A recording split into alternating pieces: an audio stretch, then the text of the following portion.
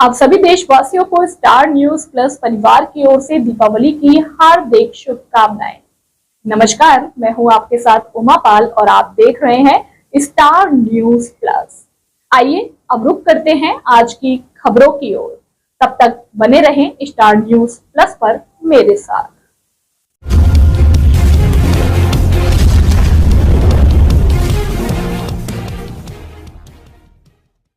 में एनसीपी अजीत गुट के नेता नवाब मलिक ने बीजेपी को चेतावनी दे दी है कि अजीत पवार किंग मेकर हैं और कभी भी दल बदल सकते हैं। इसके साथ ही उन्होंने ये भी कहा कि हमें प्रचार के लिए बीजेपी के समर्थन की जरूरत नहीं है, हमारे साथ अजीत दादा हैं और किसी की भी हमें जरूरत नहीं है। नवाब मलिक के इस बयान को बीजेपी के लिए चुनौती माना जा रहा है, क्योंकि बीजेपी ने अजीत पवार को साफ कर दिया था कि अगर वो नवाब मलिक को टिकट देते हैं तो बीजेपी उन्हें समर्थन नहीं देगी। इसके बावजूद अजीत गुट ने नवाब मलिक की बेटी को टिकट दे दिया और अब मलिक बीजेपी को ही चेतावनी दे रहे हैं। यानी एक तरह से उनके इस बयान को अजीत गुट का समर्थन मिला हुआ है। ऐसे में बीजेपी टेंशन में नजर आ रही है। एनडीए के सहयोगी दल ही उसे तीखे तेवर दिखा रहे हैं। तो फडणवीस ने अपने बयान में ये बात कही है कि वो सहयोगियों के बिना नहीं जीत सकते। देवेंद्र फडणवीस ने कहा कि भाजपा राज्य विधानसभा चुनाव अकेले नहीं जीत सकती, लेकिन ये भी सच है कि हमारे पास सबसे ज्यादा सीट और सबसे ज्यादा मत प्रतिशत है। तीनों दलों के मतों का एकीकरण ही हमें विजयी बना सकता है।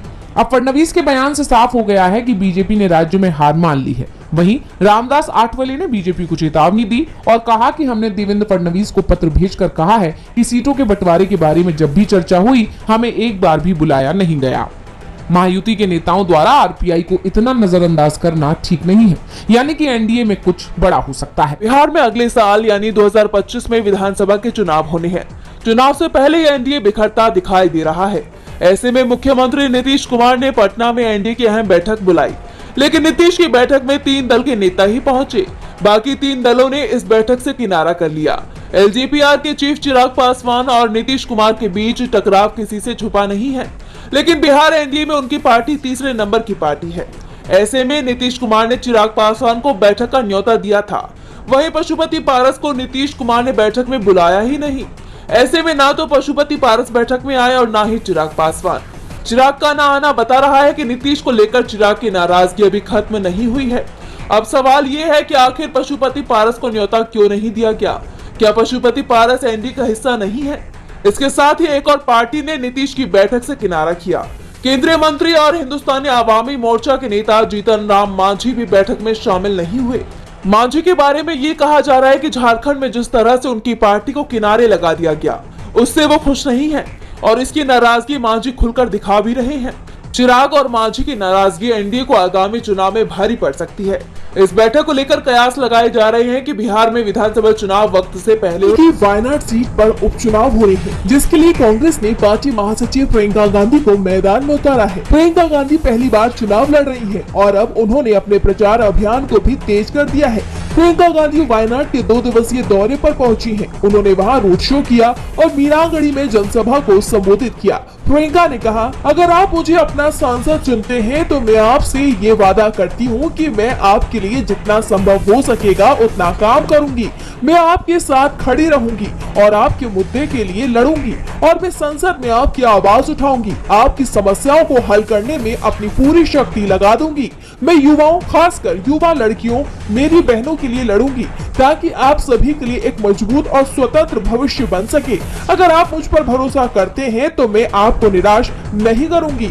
इसी के साथ प्रियंका ने राहुल का जिक्र करते हुए कहा कि मेरे भाई राहुल की तरह होना आसान नहीं है। पिछले 10 सालों से उन्होंने बीजेपी तंत्र के लगातार हमलों का सामना किया है। उनके बारे में इस तरह का झूठ फैलाया गया जो मुझे लगता है कि वैश्विक राजनीति में अभूतपूर्व है। इस मुश्किल वक्त में आप ही थे जो उनके साथ खड़े रहे। बता दें कि 13 नवंबर को मतदान होने हैं, वही परिणाम 23 नवंबर को आएंगे। खंड में सियासी पारा हाई है। इस बीच जहां एक और जेएमएम राज्य में दोबारा वापसी की तैयारी में जुटी है, तो वहीं बीजेपी की परेशानियां कम होने का नाम ही नहीं ले रही हैं।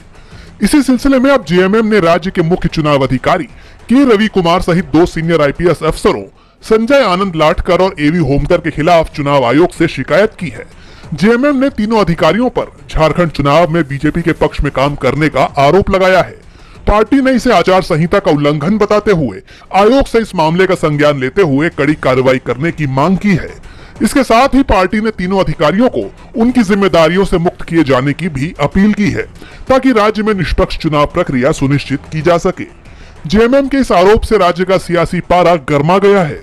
अब देखना होगा कि चुनाव आयोग जेएमएम की इस शिकायत पर क्या संज्ञान लेता है।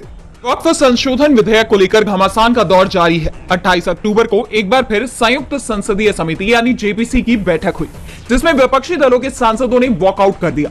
विपक्षी दलों के सांसदों ने आरोप लगाया कि बैठक में फर्जी प्रेजेंटेशन दिया जा रहा था और इस पर चर्चा भी कराई जा रही थी।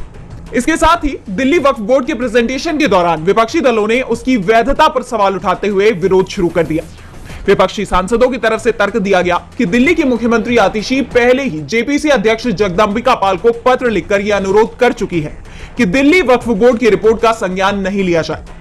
बताया जा रहा है कि दिल्ली वक्फ बोर्ड की रिपोर्ट में वक्फ संपत्तियों को लेकर कई तरह की गड़बड़ियों का जिक्र भी किया गया। विपक्षी दलों के इन आरोपों पर सत्ता पक्ष और विपक्ष के सांसदों के बीच जोरदार बहस हुई।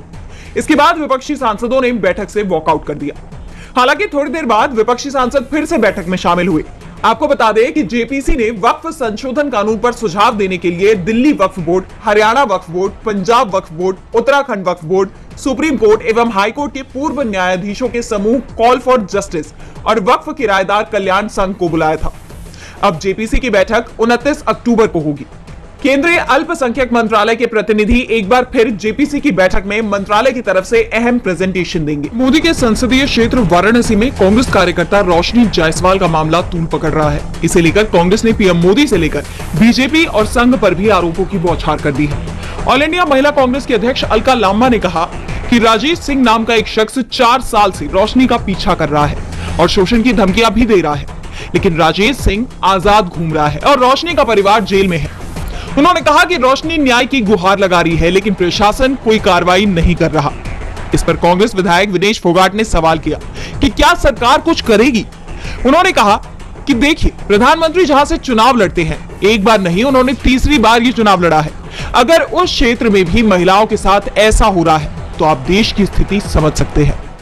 दरअसल 15 सितंबर 2024 को रोशनी ने अपने पति और समर्थकों के साथ भाजपा कार्यकर्ता राजेश सिंह के घर पर पहुंचकर उन पर हमला किया, जिसके बाद यह मामला थाने से सिविल कोर्ट पहुंचा। लेकिन रोशनी के कोर्ट में उपस्थित न होने पर उन्हें फरार घोषित कर दिया गया।